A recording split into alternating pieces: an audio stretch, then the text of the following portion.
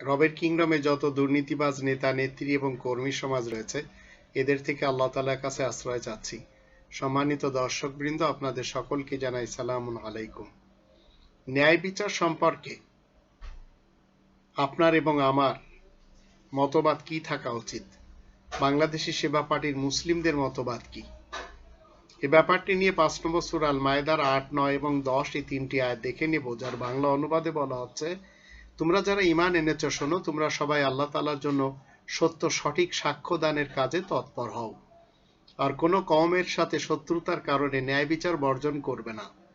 তোমরা অবশ্যই ন্যায় বিচার করবে, কারণ এই তো হচ্ছে তাকওয়ার সাথে খুব ঘনিষ্ঠ।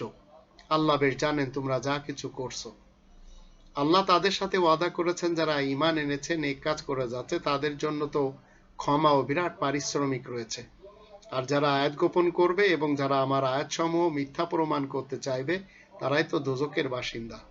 এই আয়াত ৩টি থেকে আমরা স্পষ্টভাবে জানলাম, আমাদের দেশে যারা ন্যায় বিচার প্রতিষ্ঠা করতে চায় না, তারা সবাই দোজখের বাসিন্দা। নামে যতই মুসলমান হোক, ভালো ভালো মুসলমান নাম হোক না কেন, কাজে যদি তারা কোরআন বিরোধী কর্মকাণ্ডের সাথে জড়িত থাকে, সে এরশাদের লোক হোক, খালেদার লোক হোক, হাসিনার লোক হোক, তাতে তারা দোজখ থেকে বাঁচতে পারবে না। তাই আসুন, ন্যায় বিচার প্রতিষ্ঠার লক্ষ্যে বাংলাদেশি সেবা পার্টি কাজ করে যাচ্ছে, আমরা সবাই সেই লক্ষ্যে কাজ করি।